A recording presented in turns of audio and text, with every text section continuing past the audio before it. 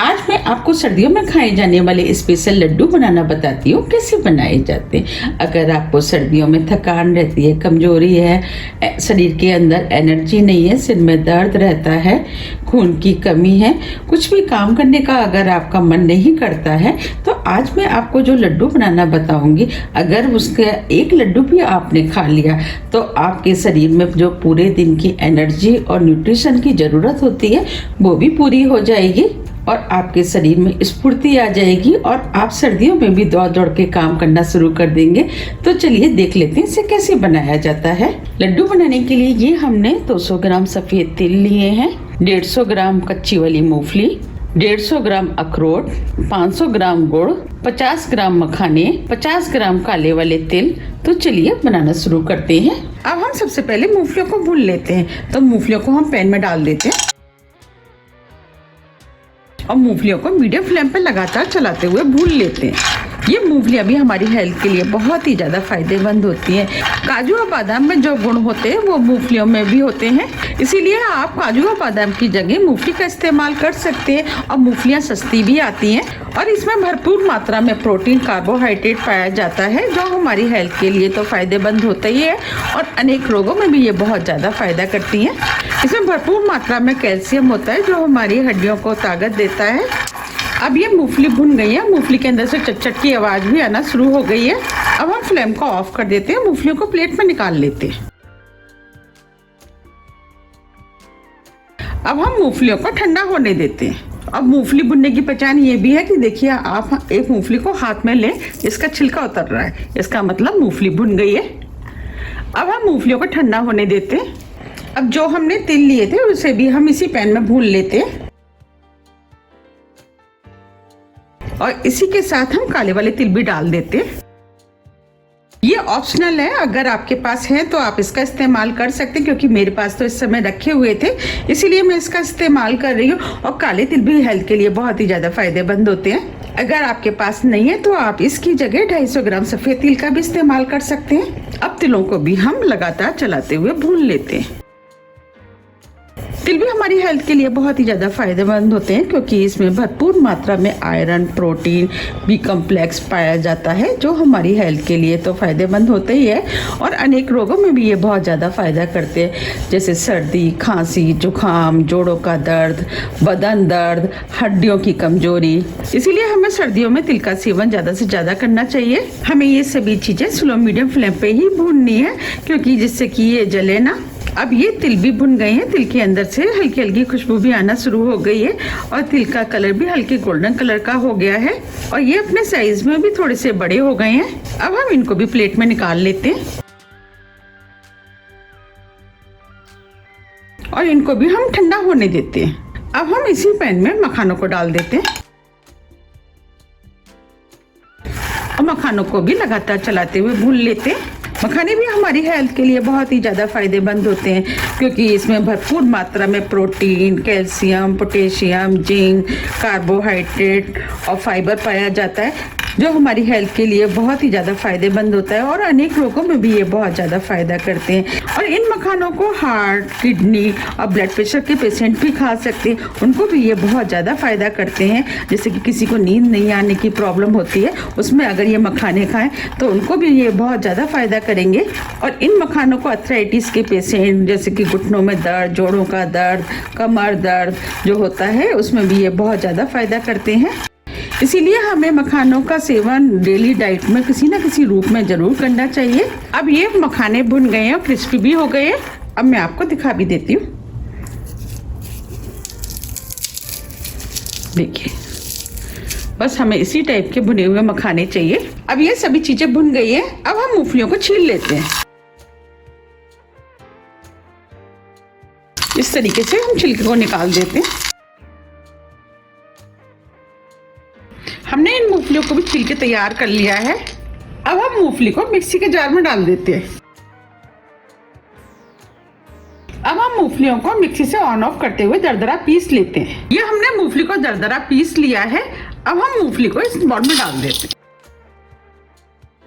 अब ये हमने तिलों को भी पीस के तैयार कर लिया है और तिल को भी इस बाउल में डाल देते हैं।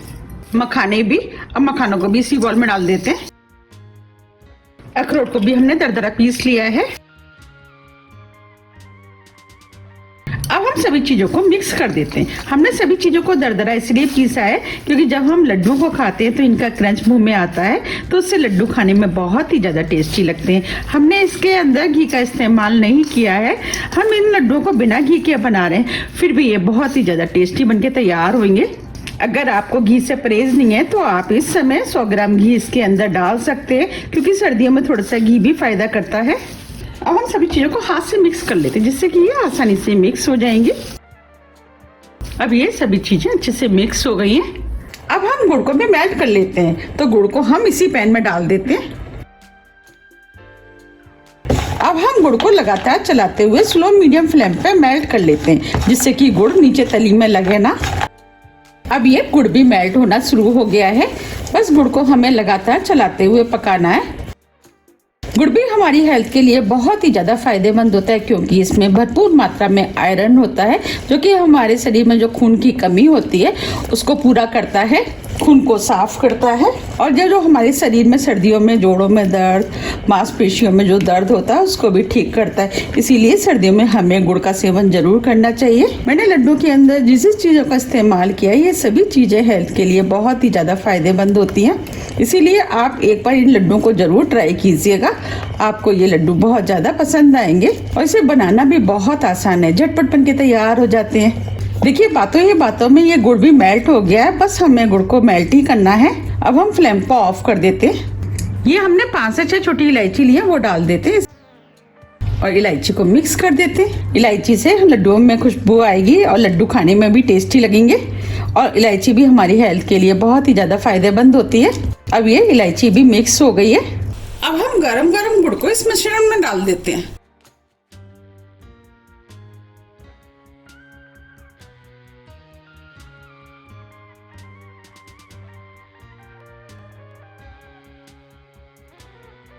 गुड़ को मिक्स कर देते हैं, क्योंकि गुड़ इस समय बहुत ज्यादा गर्म है। आप इसमें हाथ का इस्तेमाल ना करें, क्योंकि हाथ जल भी सकता है। अब हम सभी चीजों को हाथ से मिक्स कर लेते हैं, क्योंकि गुड़ अब थोड़ा सा ठंडा हो गया है। ये हमने सभी चीज़ों को हाथ से अच्छे से मिक्स कर लिया है। अगर आपको मिश्रण थोड़ा सा ड्राई लगता है तो आप इसमें थोड़ा सा गुड़ मेल्ट करके डाल सकते हैं, या आप थोड़ा सा इसके अंदर घी का भी इस्तेमाल कर सकते हैं। मेरे हिसाब से तो ये बिल्कुल ठीक है। चलिए अब हम थोड़े से गरम गरम में ही लड्डू बना लेते हैं। हमें इस तरीके से लड्डुओं को बनाना है। लड्डू आप अपने हिसाब से बना लें कि लड्डू का साइज़ क्या रखना है, उस हिसाब से आप मिश्रण को हाथ में ले लें और इस तरीके से दबाते हुए हमें लड्डुओं को बनाना है। ये लड्डू खाने में बहुत ही ज़्यादा टेस्टी लगती है। आप मेरे कहने से एक बार ज़रूर इनको ट्राई कीजिएगा, आपको भी ये बहुत ज़्यादा पसंद आएंगे। देखिए ये लड्डू बनके तैयार हो गया है, देखने में कितना सुंदर लग रहा है। इस तरीके से हम सभी लड्डू बना के तैयार कर लेंगे। अब हम लड्डू को प्लेट में रख देते हैं। अगर बाई चांस आपका मिश्रण ठंडा हो जाता है और आपको लड्डू बनाने में दिक्कत आती है, तो आप इस मिश्रण को थोड़ा सा गैस पे गर्म कर ले, फिर दोबारा से लड्डू बना सकते हैं। अब ये लड्डू भी बनके तैयार हो गया है। ये हमने सभी लड्डू बना के तैयार कर लिए हैं। आप देख पा रहे कितने हेल्दी और टेस्टी लड्डू बनके तैयार हुए हैं, और वो भी घर में रखी हुई चीज़ों से। और ये चीज़ें तो सर्दियों में सभी के घरों में रखी ही होती हैं। आप भी जाइए और बनाइए इन लड्डुओं को, फिर मुझे कमेंट्स करके ये ज़रूर बताइए कि आपके लड्डू कैसे बने और आपको ये लड्डू कैसे लगे। अब मैं आपको इन लड्डुओं को पास से भी दिखा देती हूँ। देखिए कितने सुंदर लग रहे हैं और देखते ही हो रही है ना खाने की इच्छा। और इनको बनाना भी कितना आसान है, झटपट बन के तैयार हो जाते हैं। अब मैं आपको तोड़ के भी दिखा देती हूँ। देखिए कितने सॉफ्ट लड्डू बनके तैयार हुए हैं। ये हमने सभी ड्राई फ्रूट दरदरे डाले हैं, उसकी वजह से तो ये खाने में और भी ज़्यादा टेस्टी लगते हैं। जब इनका क्रंच मुंह में आता है तो मज़ा ही आ जाता है खाने में।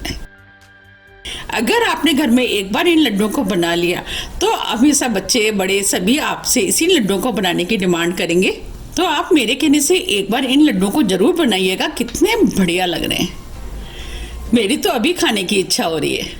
अगर आपको मेरी रेसिपी थोड़ी भी पसंद आती है तो रेसिपी को लाइक कीजिए, चैनल को सब्सक्राइब कीजिए और ज़्यादा से ज़्यादा शेयर कीजिए। अब हम फिर मिलते हैं इसी तरह की हेल्दी और टेस्टी रेसिपी के साथ। जब तक के लिए नमस्कार।